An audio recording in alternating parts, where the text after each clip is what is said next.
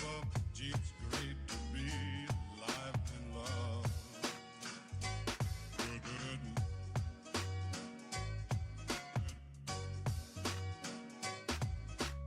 morning, sun. Good morning, life. Good morning, sun. How are you? Skies above. Gee, it's great to be alive and love. Good morning, sun.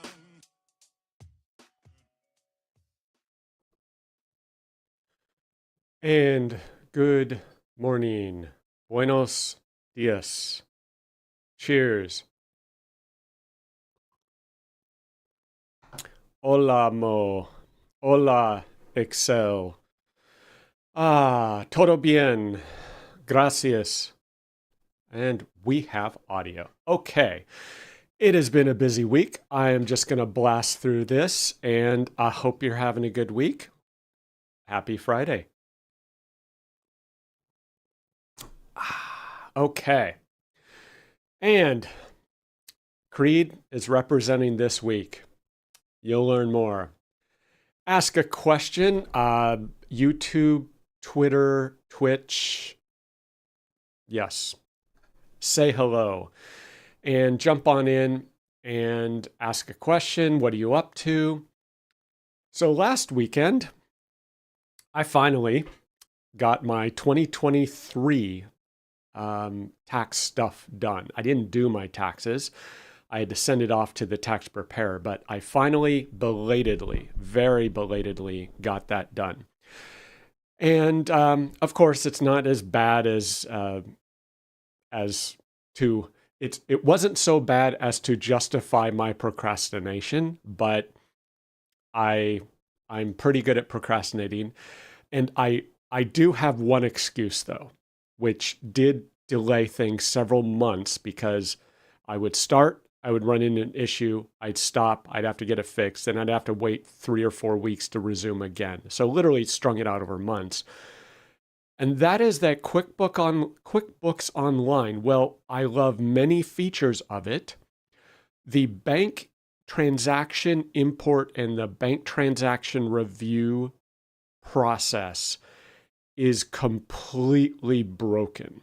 It is wild. So let's say I get gas at a gas station or whatever. I buy a bagel at a airport cafe while waiting for a flight.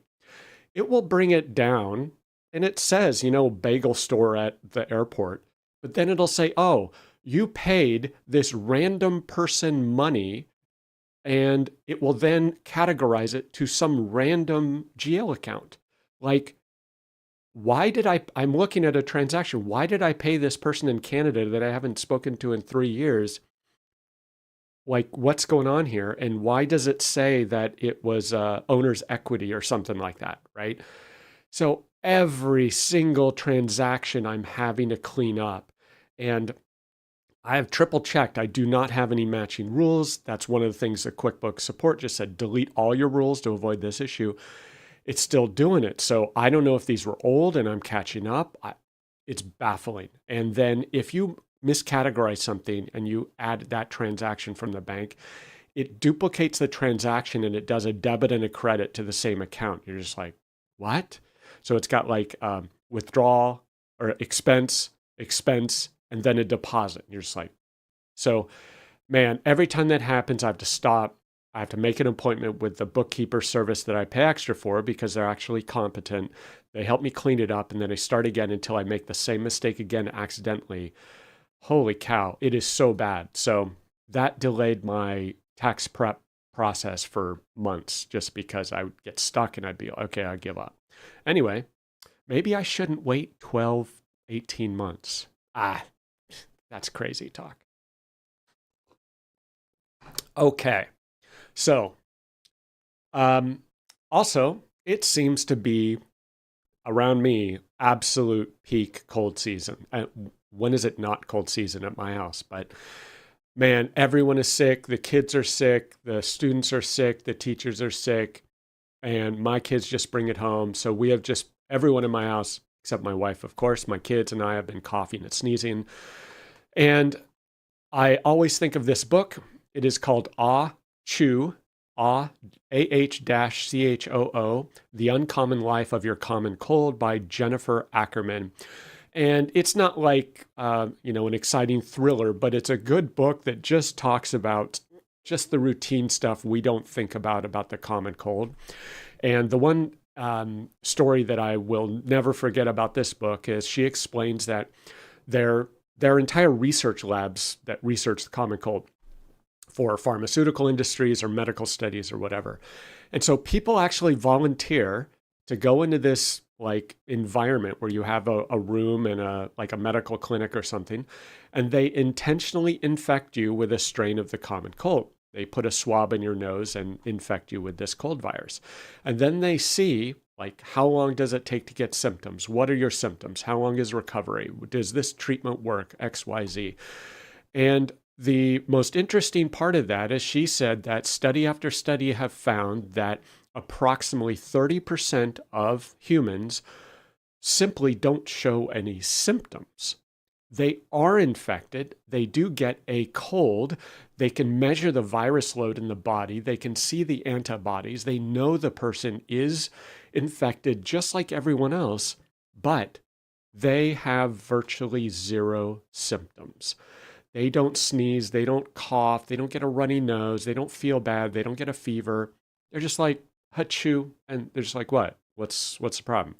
So their body just doesn't respond in a inflammatory or negative fashion, and they think they're fine. And meanwhile, they're spreading the cold to everyone around them because they're just fully infected and shedding the virus. So it's wild. So I'm convinced my wife is one of those people. She's a nurse. She's been a nurse forever. And for whatever reason, she will get sick. I know she's got the infection. She's got the cold. She'll sneeze 3 or 4 times. She's like, no, I'm fine. What's the problem? And so, of course, her whole family gets sick. So, yeah. So that statistic always resonates with me. So check out that book if you are having a cold. Anyway, weekly projects, proyectos semanales, GP to BC customer, October 1, go live. And I'm not normally, or I have not been directly involved in the implementations, but for some reason, this particular one, I got more involved than usual. And we had a lot of complexities. There's a lot of integrations. This customer's industry is very unusual. A lot of integrations. The ERP system is secondary. And so I get involved a lot, several PTEs, several customizations. We did an app source app. So it was pretty dicey. Not hard, just there's a lot going on, a lot of stuff to juggle. So we had several last minute fixes to PTEs and app source app. And then when we got into testing, we found some things we had to do extra for binary stream because they're an MEM customer. And then we have a third-party API, and the vendor of that API said, oh, this is how it works. But then we actually tested it, and it was different than what they said. So there's expectation issues, and it was logistically challenging because we had so many people we had to coordinate. Not your typical, I would say, BC implementation. But we survived, and some lessons of the week. Transaction testing must always include full posting. And one of the things we noticed is despite asking repeatedly for additional sample data, we just couldn't get it for several reasons. So we're testing literally on 10 transactions over and over and over. And of course, it's going to work fine. And because if we post those transactions, we burn that test data. We've got to set up a new environment, manually create new matching transactions, download API data, process them, make sure everything reconciles. It is not a trivial process. And while that is not necessarily an excuse, it's a reason why you may not want to constantly post your test data. Now, could we have test fixtures? Maybe, but we didn't know what the test data is. It was just made up test data. We had to have matching transactions. So we couldn't just make up our own test data fixtures. Could we have scripted something? Maybe. I want to explore that. But yeah, we learned transaction testing must always include full posting. And it wasn't just us. The customer uses EFT, US banking, and they submitted the EFT file from Business Central and it uploaded to the bank. And they said, oh, everything's great. They tested it multiple times. They said, great, we're ready to go. Go live happens. They upload the file. They're like, great. Then the bank rejects it. The bank's like, no, your file's invalid. Well, it turns out there are two layers of bank file validation. There's the upload, and they're just like, great, we got your file. Okay. And then there's the actual processing of the EFT file. Only once you get to that step will the bank do the full validation or whatever they do and reject the file. So the customer thought, oh, everything's fine. Then go live occurs, the bank file gets rejected, and then it's a mad scramble to figure out how do you fix this. And it turns out apparently Business Central cannot accommodate this particular EFT bank file requirement. So the customer had to switch to a completely different EFT file format that Business Central could do. So, like, it happens. Can a bank or can a customer submit that file for full processing of a test file to the bank? Maybe not. Maybe it's not possible. I don't know. So it was an interesting lesson. Monday, lunes, I worked with the interns, ERP Center of Excellence interns in Berlin to work on a MICR check format, and we discussed MICR check format specifications from a bank. And at first, if you look at one of those documents, it looks a little intimidating, some technical jargon, and the format of those MICR specs are just wildly different. So if you look at one bank and compare it to another, they talk about completely different things, use completely different language, and you're just like, what? How are these the same document? But every bank is radically different. And this is just it's really hard to find a sample of a printed, made up check. But I grabbed this one off the interwebs. And what we talked about specifically,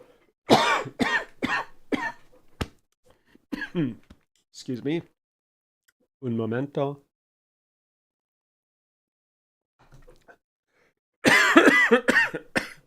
Okay. What we talked about specifically is the bank information at the top of the check, often to the right of center near the check number. And you might have the bank name, you might have the bank address, but on the checks the real checks I've seen is simply the bank name and perhaps a numeric code and this number. In this sample here, you see 42-6/430. Apparently that is called something like the bank fractional routing number, something like that. The bank fraction, the fractional routing, something with the word fraction in it. And that apparently is some type of bank identifier. I don't know if that's the specific branch. I've not bothered to look it up, but that will vary by bank. Well, we also learned that that can vary by account number at the same bank. So if a customer has 5 bank accounts, even if it's at the exact same bank, this fractional bank number may vary. The bank name may vary. So in the case of PNC Bank, comma 001, and then one fractional number. If you have a different account number, it may be PNC Bank, comma 010.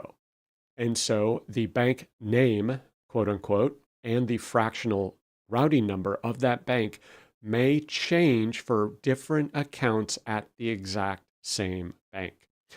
I haven't really delved into MICR or check printing that much, so I didn't really realize this. But when we reviewed the sample check that a customer gave us, for their account number, they had the incorrect bank name and bank fractional routing number at the top of the check. It was clearly incorrect, and the routing number at the bottom of the check was incorrect according to the bank specifications for that account number. So here you see this is PNC Bank NA 001. This is for a particular bank account number. So the first two digits begin with, 10. You might use this. And that's the routing number beginning with 043. However, if you have a different account number, just the first two digits are different, whatever that represents, you would use PNC Bank 050 with this fractional routing transit fraction of 21-10/830 and a completely different routing number. So customer now, if they want to be fully compliant, now apparently the bank is cashing their check, so I don't know what to say about that. But if they want to be fully compliant, they need to have different routing numbers, different bank routing transit fractions, and literally a different bank name at the top. And it says bank name and location must, in bold letters, appear on the check as shown below. Well, clearly PNC Bank is not enforcing that for this customer because we look at the sample check and it's clearly wrong. So somehow they're working around it. I'm sure there are thousands of customers making the same mistake, but it was interesting. And to just show you the scope of what we're dealing with, this is the PNC Bank specification for checks. These are the formats. And you see there are like 2, 4, 6, 8, 10, 12, 14, 16, 17 different MICR check formats depending on the first two digits of your bank account. So imagine having 5 different accounts with a bank and having 5 different check layouts you have to use.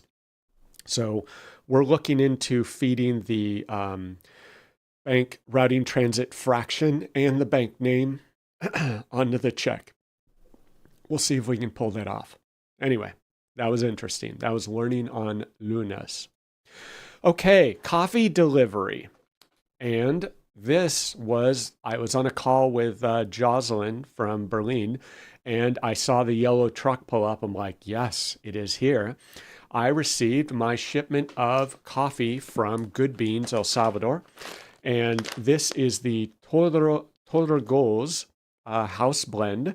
It is a medium dark roast, darker than what I normally get, but this kind of mellows out the stronger flavors of the typical Salvadoran coffees.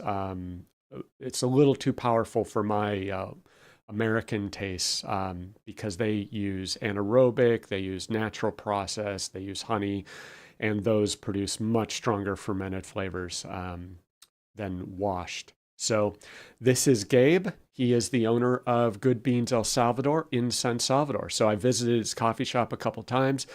Great guy, knows a ton about coffee. He actually drives out to meet the farmers in their fincas, looks at the beans. He reserves the cherries, has them processed, and he does the roasting. He does sample roasting, everything. So great guy. So if you are interested in some authentic, like hand curated artisanal coffee from El Salvador, head on over to thegoodbeans.com and order yourself some coffee.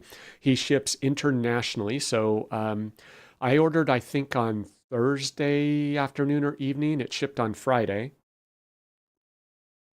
And I think it arrived for me on Monday. So if you order in the middle of the week, it could be potentially next day delivery with DHL.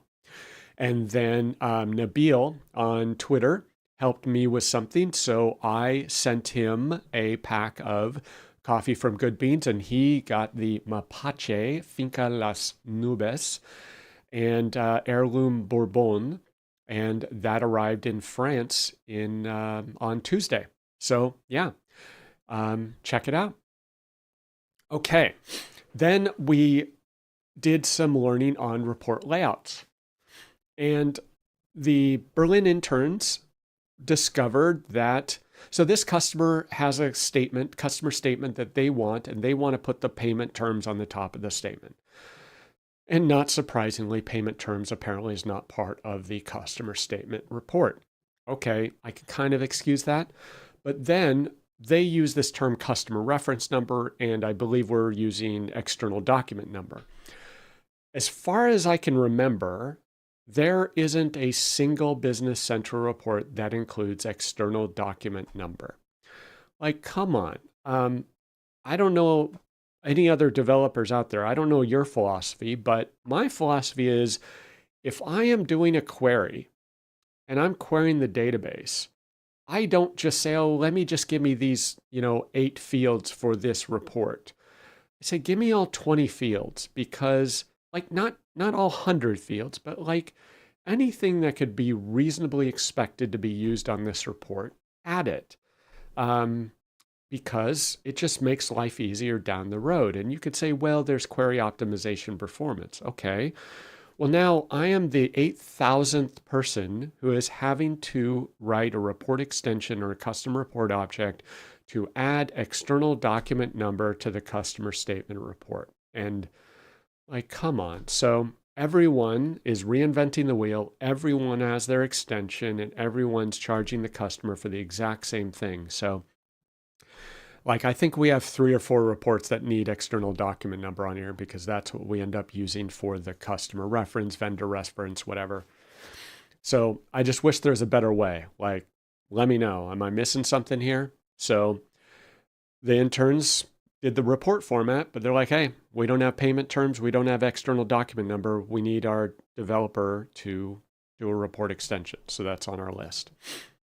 And one thing we learned that was nice about RDLC is we have had several situations where we want to reformat the date to match the date format on the report. In this case, you see September 01, 2024. And I forget what the default format is on this particular report, but it wasn't that. And so we've tried several things. We tried the date format function or expression. And Jocelyn, the intern in El Salvador, said, hey, what is this thing date value? Turns out that is our new preferred solution for formatting dates in RDLC. We don't attempt to format it directly. We don't use the date format expression or function. We now use date value. So we use date value on the code to convert it from a string into a date object or a date, data type. And then once you have date value, you can use the standard text box properties, go into number, choose date, very much like Excel, and it reliably applies a date format. It's super simple, works well, and that is the easiest approach we have found for formatting a date in RDLC. If you have a different way of doing the format, let me know, but we tried several things and it just wasn't working. Then we stumbled across this. This works really slick, super easy. Once just use date value, then use the number property or number format. Works great. And so we may use that for other things like number, currency, whatever other format we need to do. Okay, and Tuesday, martes, this was the big day, October 1st. It is happening, folks. So it was kind of entertaining because this was pretty much the customer's first big go live with the team that we're working with. They hadn't done this type of go live before, so they were pretty nervous. They were antsy, they were stressed, and they were kind of freaking out. And my partner Tanya was on site with the customer, and she had a rough day. I'm kind of glad I wasn't there because I'm at home kind of dealing with things from a distance, more calmly and rationally. And apparently it was just kind of pandemonium with everyone trying to figure out what's going on and what they need to do, and they're just stressed. So we survived, but I have observations. I don't know if the rest of the team has the same observations, but I had some observations of a few things that don't scale. That's just my interpretation of what happened. Things that do not scale. Number 1, Teams Planner. If you have opened Teams and you clicked on apps or the 3 dots or whatever in Teams, you may have seen this thing called Teams Planner.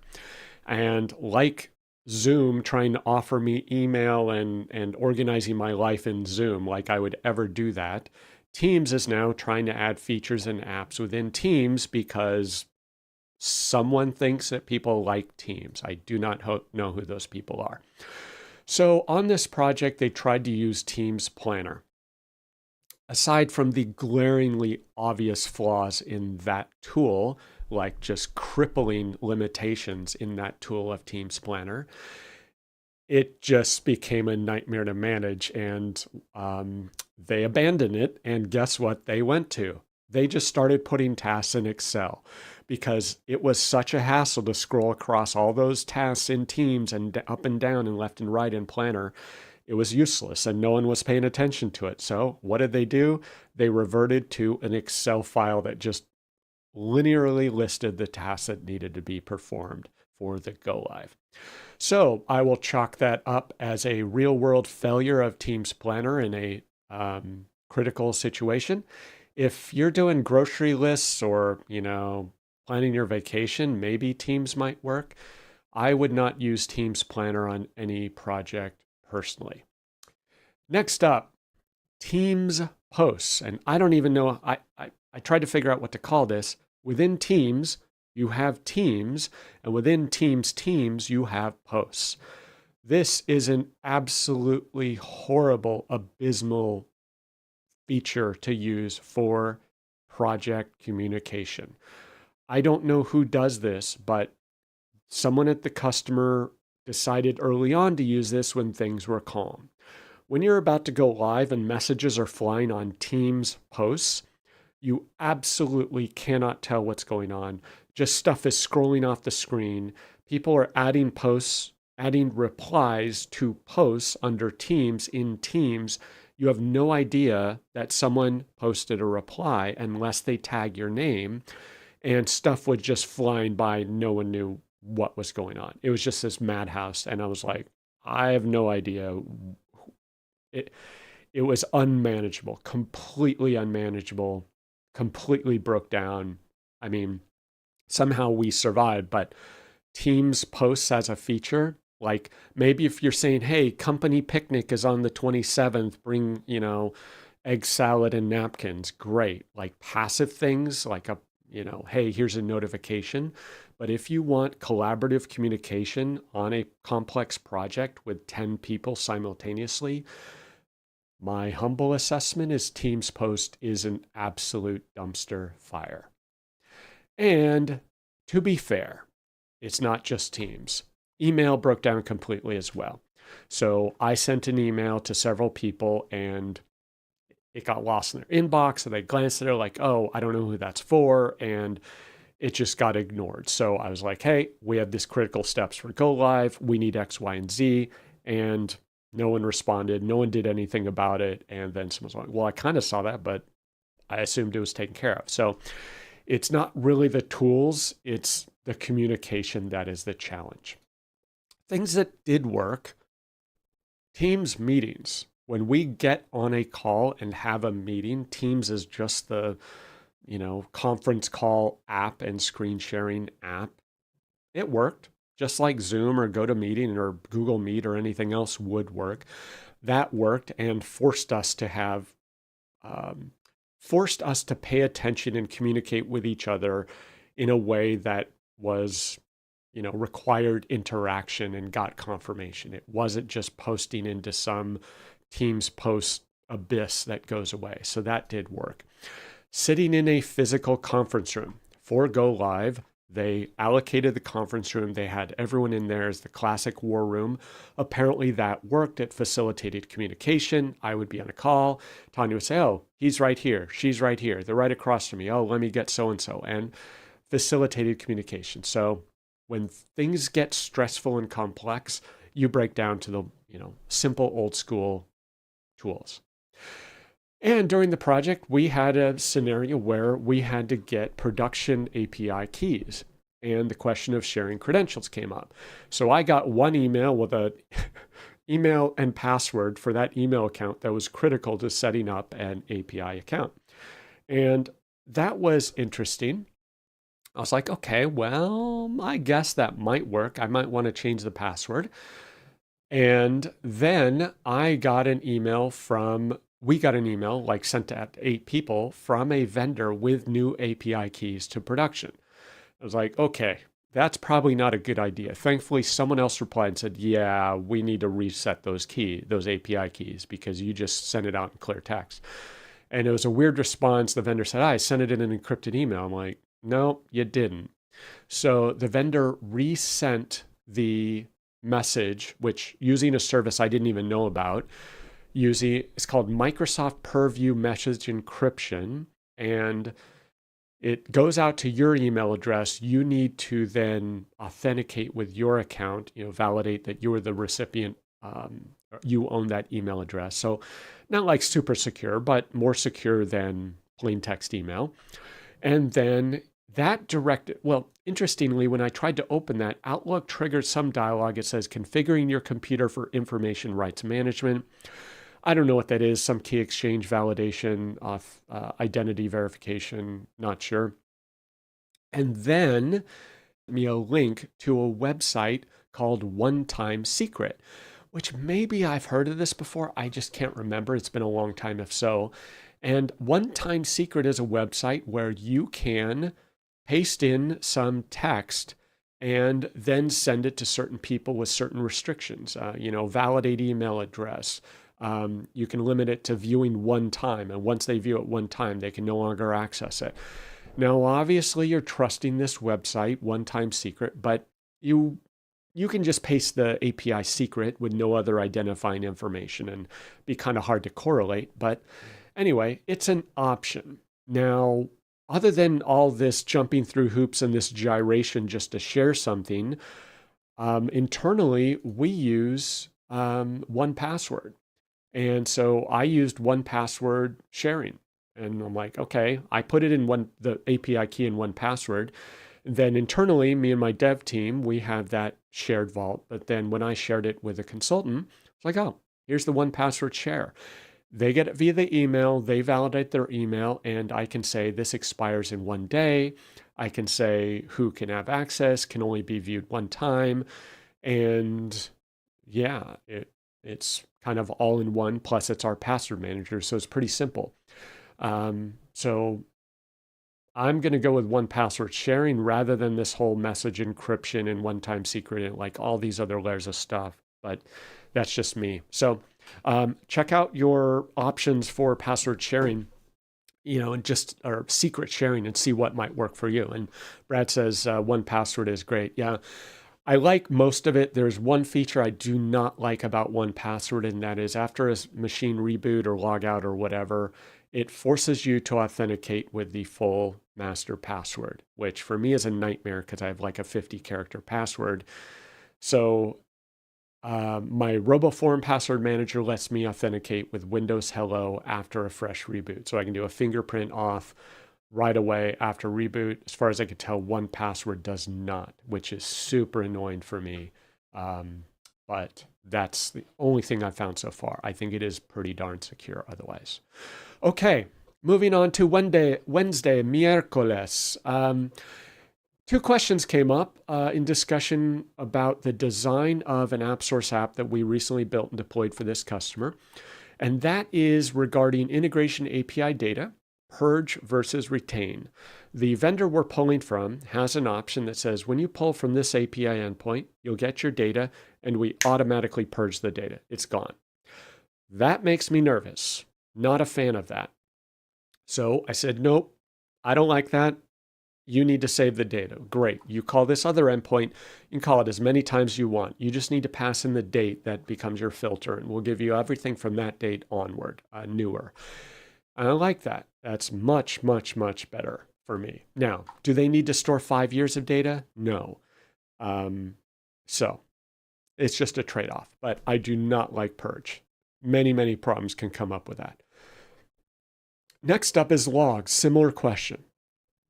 What is the retention period for logs? And after many, many years of doing this, my default log retention policy is 365 days.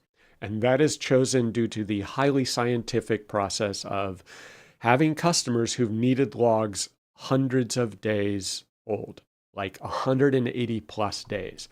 I'm like, you've got to be kidding me. They're like, nope, we noticed a problem. We need to see how far back it went. So after 20 years of doing this, I'm like, 1 year, that is the default, nothing less. If you want to go more, great, but 1 year minimum log retention period for my integrations, my customization, so that I don't have to deal with an issue where someone says I did something wrong. So that has worked very well for me. I have not encountered a need to go past 365 days. So that's what we're implementing. API data, in this case, the vendor is storing apparently indefinitely. For our logs, we're going to implement a log retention period. We'll default to 365 and we'll auto purge at that point. And also, what is really cool about Business Central is we are exposing our logs on a list page. And so we are defaulting a filter when the customer opens that list page. We're going to default to today. Given their process, they're doing something every single day. All they care about is the activity or errors for that day. So we're filtering on today. We're also filtering on errors only, because I also have extensive experience to know that customers do not read logs. It's right in front of their face telling them exactly what is wrong. But because it's 75 lines of information plus errors mixed together, their eyes glaze over and they just call me and have a support ticket. So we are filtering on today's date, errors only, boom. Here you go. This is what you need to deal with, fix, address, whatever today. So we're trying to consider the user's attention span and cognitive load, what they're dealing with, minimize the stress and what they're having to look at. So we'll see how that goes. But awesome to have logs in Business Central in a list page with filters, kick it out to Excel. They can then have their to-do list of things they need to fix. So thrilled with it compared to what we didn't have in the Dynamics GP world, where I'm just logging to a text file, because that was the lowest common denominator to keep things simple. So yeah, awesome feature of Business Central is the list page. Like, it's the unsung hero of Business Central web interface. Upcoming events, próximos eventos. And Summit North America is coming up in less than 2 weeks, roughly, October 13th through 17th, San Antonio. I am pretty sure I have a flight and hotel. I'm just going to show up and see how it goes. I will see you there. Come say hi, track me down, ping me on Twitter, DM me if you're there and want to meet up. We will not have a booth there, but we will be organizing the party. More on that in a moment. So come say hi. And one thing I recommend, find tech-fluent graduates and students and trainees. TechFluent's an awesome organization. I believe Summit North America is sponsoring some of those participants and graduates to attend, waiving the registration fee. Go find some TechFluent folks. If you're looking for talent, for resources, for help, looking to hire someone, awesome people, check them out. Maybe I'll do a blurb next week on TechFluent and see who is going. Directions EMEA 2024 is coming up November in Vienna. I will not be there, but enjoy if you're going to Vienna. It's a little bit of a long flight for me and a little bit expensive, so I will not be there, but enjoy. And BC Day Australia, New Zealand, November 28th in Sydney, Australia. Go have Thanksgiving. Sorry, I'm being paged, and let me just see if this is an urgent matter, but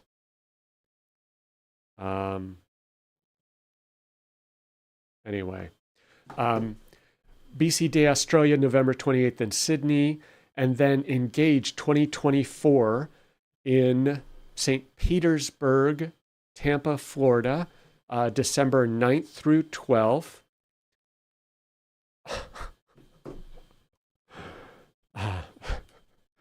I just got a message.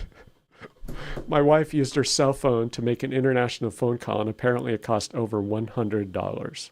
That's what I'm getting paged about. So welcome to my world, folks. Cheers. Happy Friday. Family. Am I right? Okay.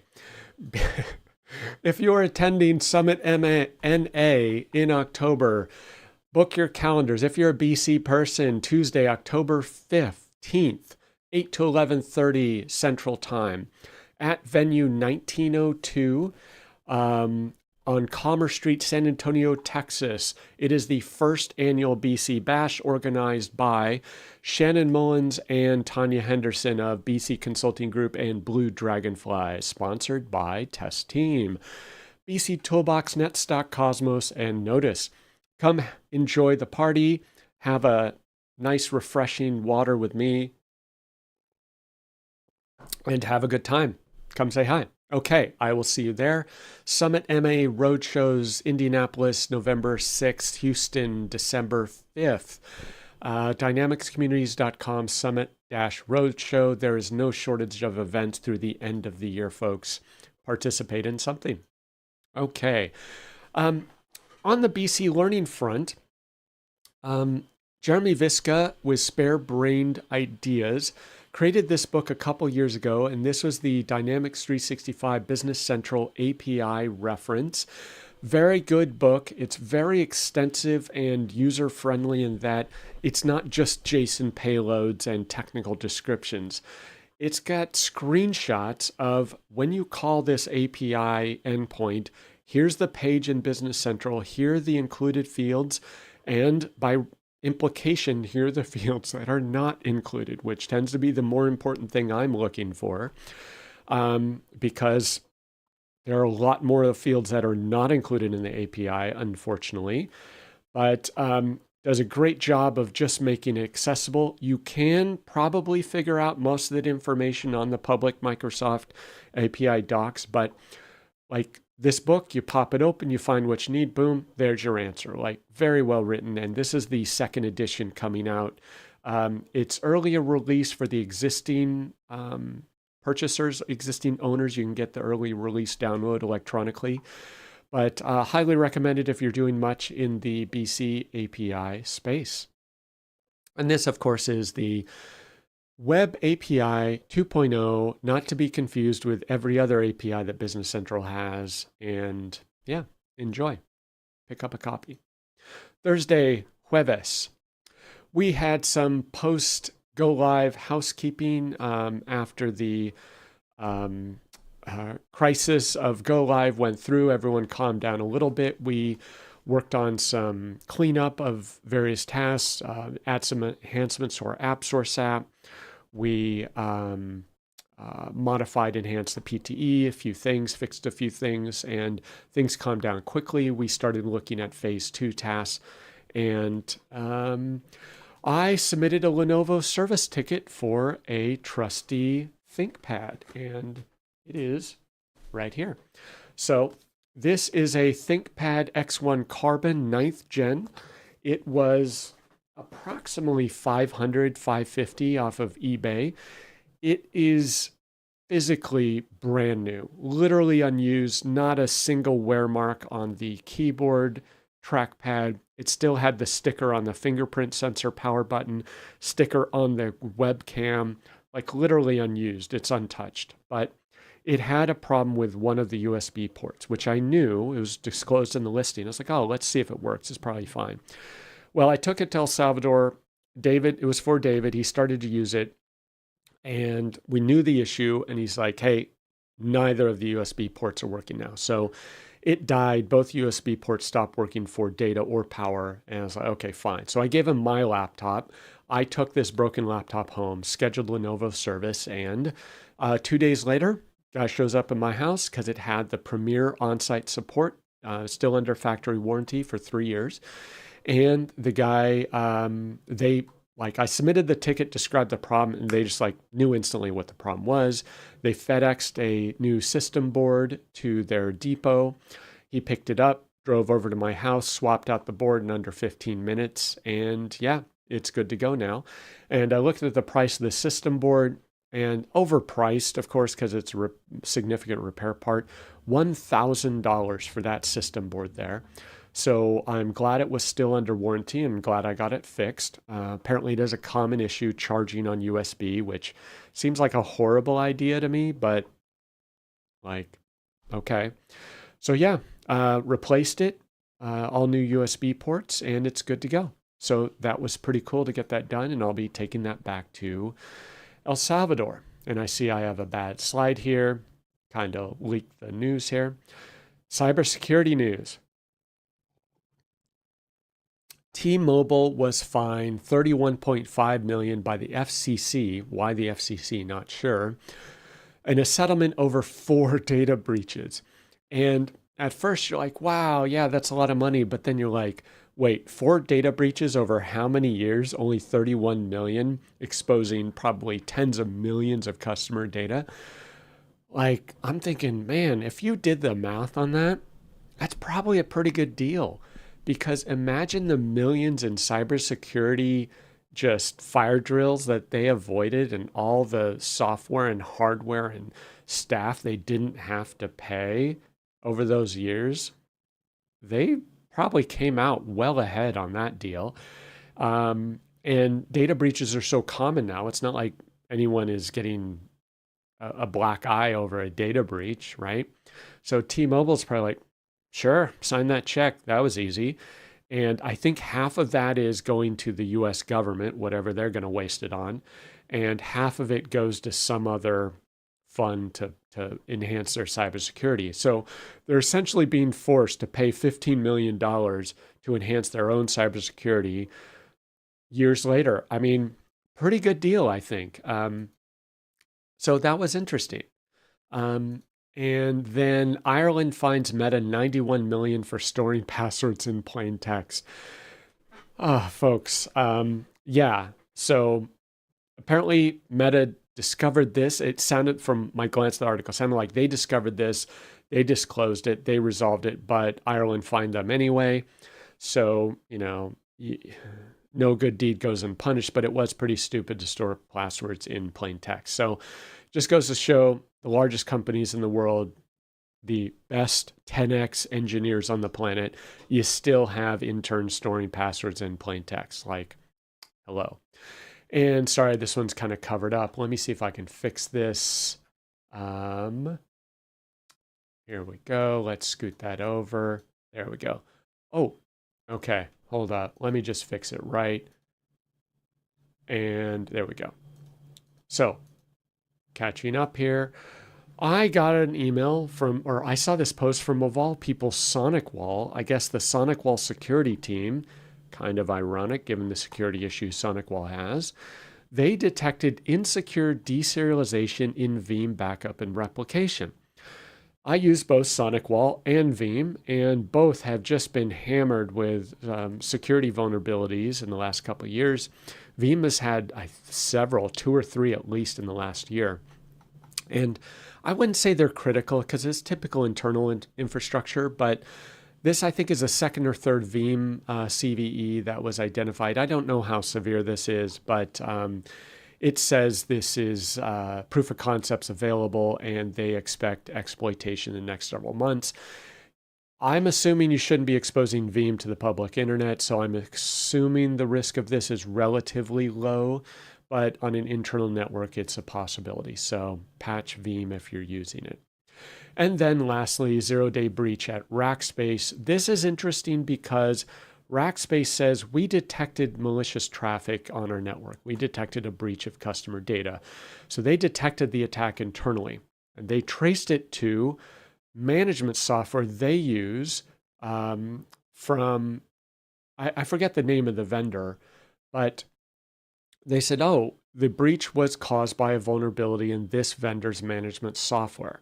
Then when that vendor was contacted, they said, no, it's not our software. It's a third-party utility we're including with our software, which I think is a Linux networking utility that they are including. That is my guess based on, it's not being disclosed yet because it's a severe vulnerability, like just backdoors into the software or the network. So I'm going to guess it is some type of, ping or network scan or some other related utility that is common in Linux.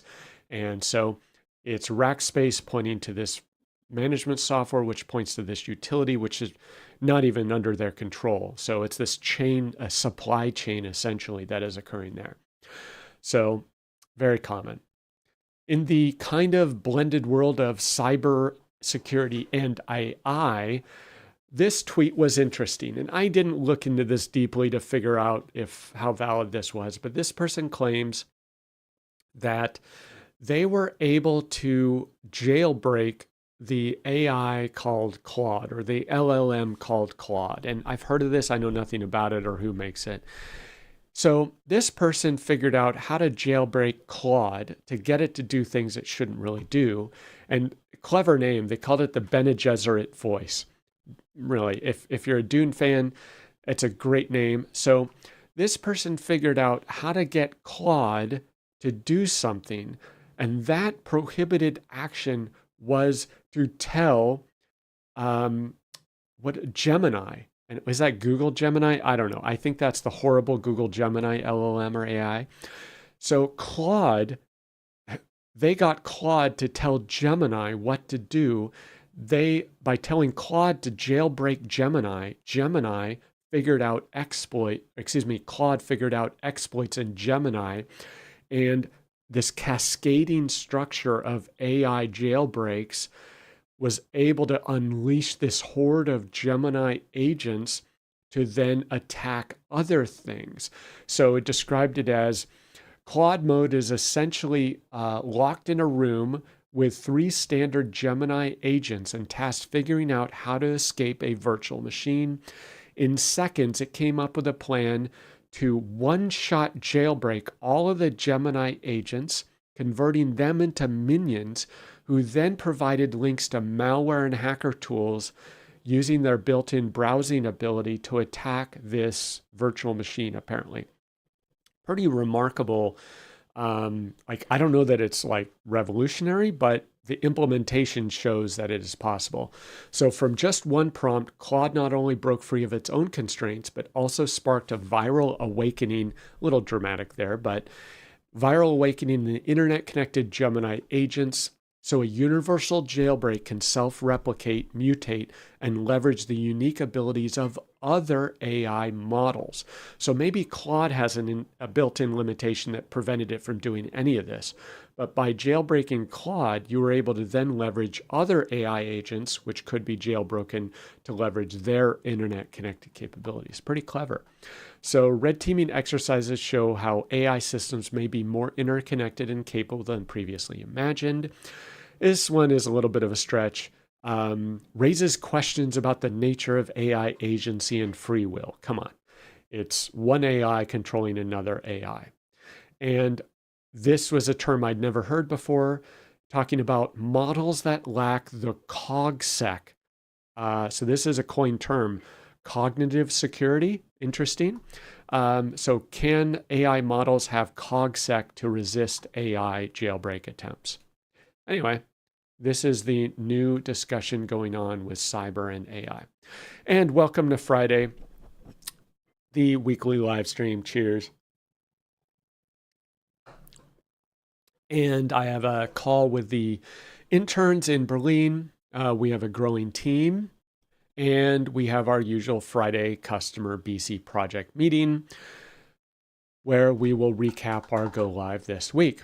And on the excellence update, Ronald on the left starts next week. He will be a dedicated Power Automate, Power Platform intern. He will also learn BC, but we just had some need for Power Automate stuff. So we said, okay, let's bring on another intern, give him training in that area, and he can work with the other interns to learn BC simultaneously. So they will be training Ronald to bring him up to speed, and that will simultaneously help them learn how to train on Business Central in English to develop their curriculum, their training materials, and practice becoming a trainer. So kill 2 birds with 1 stone. And this reminds me of my Spanish lesson. This is a photo of a very nice coffee shop in Berlin, El Salvador, El Portal. And I am eating apple pie there, and it is a la mode. I think the menu called it a la mode, but something that appears to be, we believe it is Salvadoran specific Spanish term. They call it sorbete.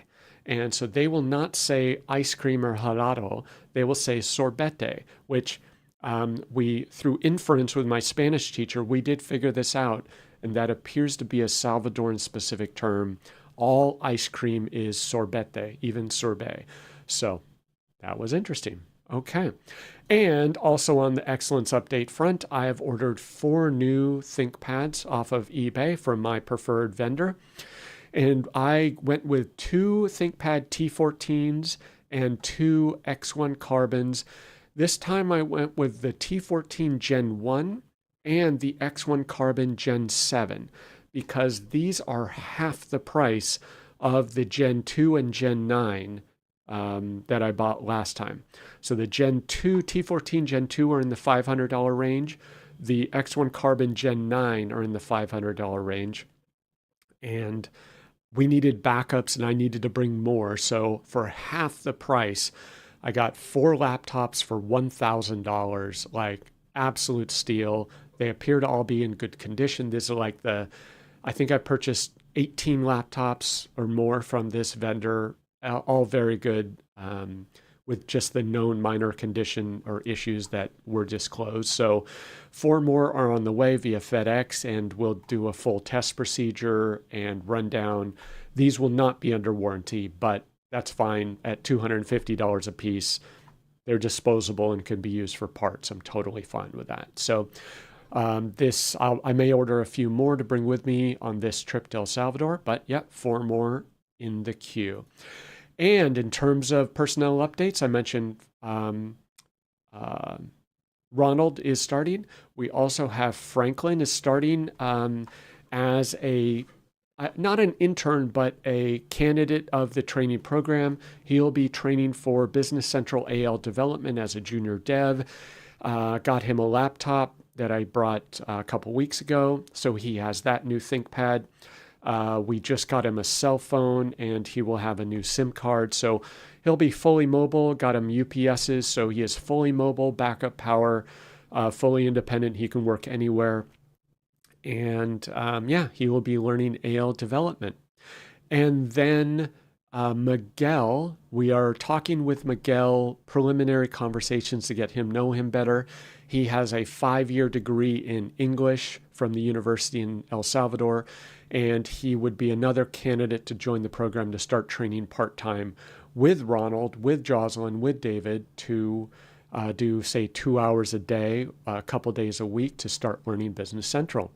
So the team is growing there. If you are interested in a fully trained Business Central consultant, Power Automate, Power Platform, AL development, let me know. They work remotely as a contractor, and we have calls twice a day.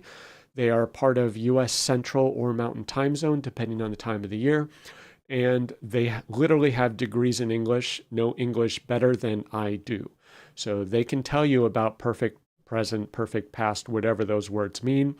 I'll be training them. They will be hopefully Microsoft certified trainers in Business Central and Power Automate and other tools. So contact me if you're interested in hiring someone, having an intern, whatever you need.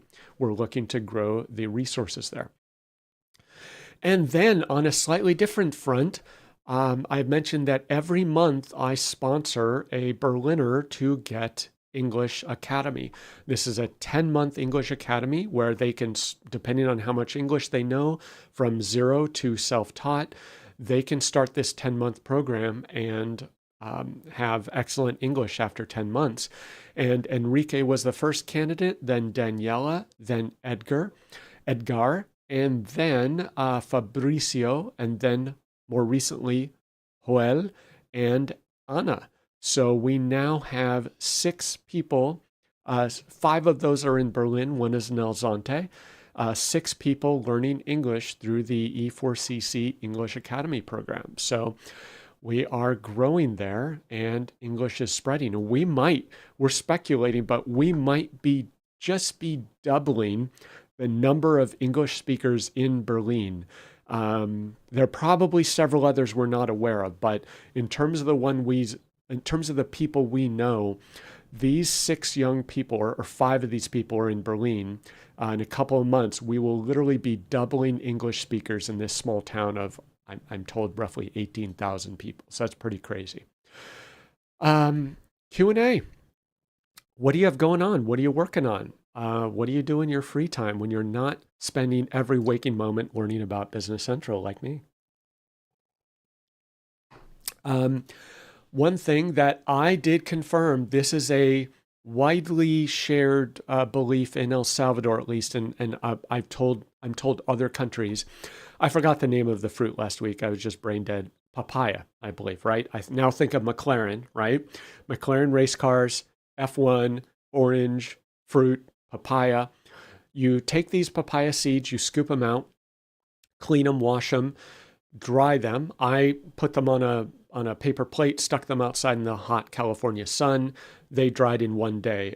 Fans indoors do not do the trick in my experience. You got to put them outdoors and get some heat on them to dry them.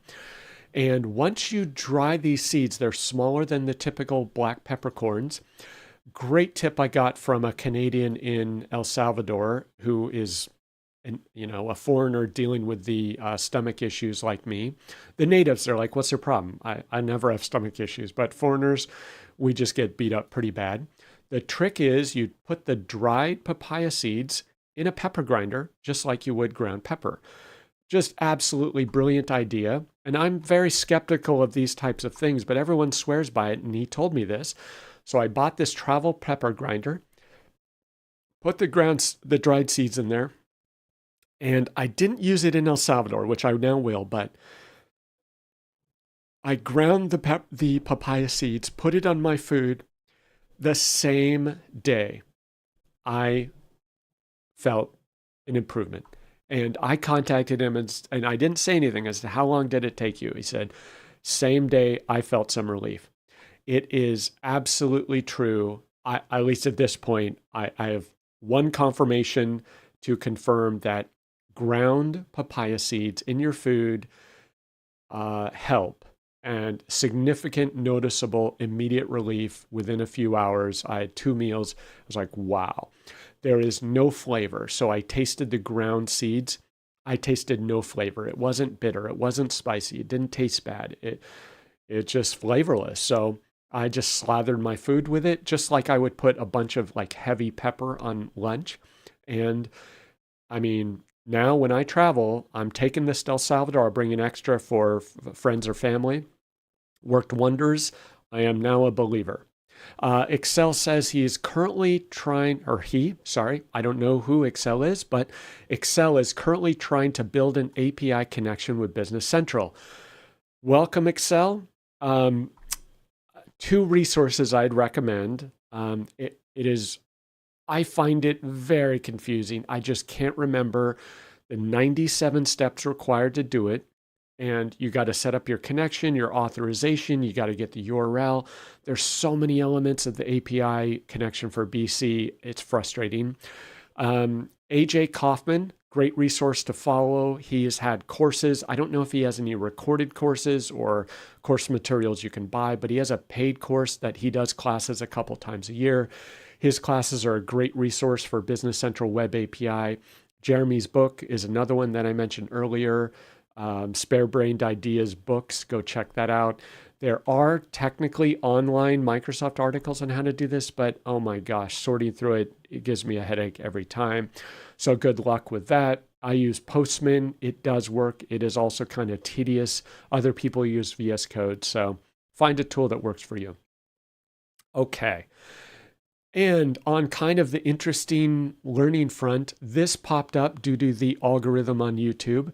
This is a video by someone named David Hartley, a great narrator. Like he's almost like a documentarian, but he put together a video, 8-minute video on, there's a documentary about this, but he summarized it on YouTube. And there's a QR code to link you to the YouTube video. David Hartley, How a Total Disaster Became the World's Best-Selling Piano Album. Great summary video of this story about this jazz pianist. I don't even know his name, unfortunately. I forget, but I need to go look up this album and watch this documentary about he was going to, I don't know how to pronounce it, Köln, K-O with an umlaut, L-N, I believe that's in Germany. He was going there to do this jazz concert, and it is just one problem after another. And it was at this music hall or venue where the schedule was so tight, he eventually got bumped to 11 or 11:30 p.m. to have his concert. Then this piano shows up. It's the wrong type of piano. And then we realize that the piano is broken. It's out of tune. It doesn't work. It has keys that literally don't work. Broken strings, who knows? They tried to hire a tuner at the last minute to fix it. Just absolute nightmare. But this story talks about he is so good, he decided to do it anyway. And he improvised this concert, improvised around the bad keys, and he improvised with the bad keys. Just remarkable story about how he accomplished this feat. And it happened to be recorded by a reputable jazz recording studio. And this became the world's best-selling jazz piano album in history. Remarkable. So I need to find this. I'd love to hear the backstory and watch the documentary of this and listen to the album. And I won't be able to appreciate what this performer did to work around the problems on the piano, but really amazing, compelling story. Fascinating. I was just like watching this in disbelief.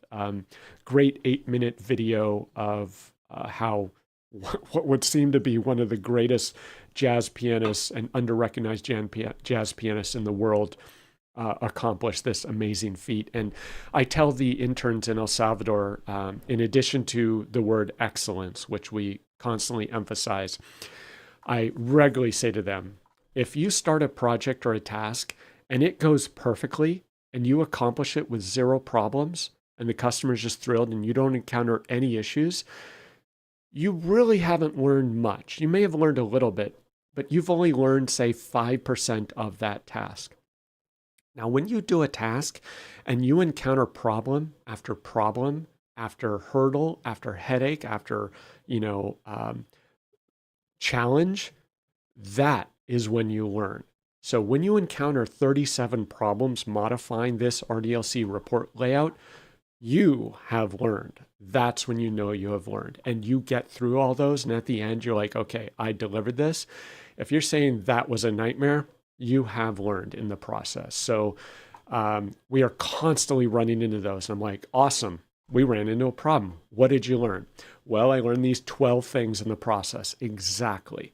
If you do that report and you deliver it and everything went swimmingly, you didn't learn much. But we're constantly running into challenges, and every one is a learning opportunity where they're learning all sorts of underlying stuff that they would have otherwise never known about without those problems. Okay, that was I Need Coffee, episode 139 from our global headquarters and broadcasting studio in Los Angeles, California. Cheers.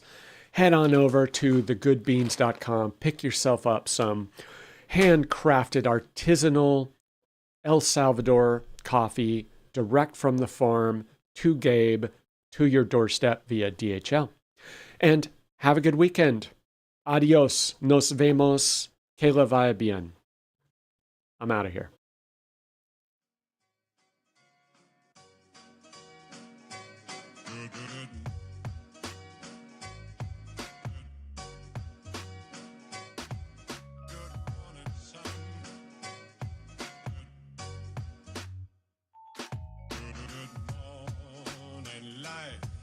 Good morning, sun.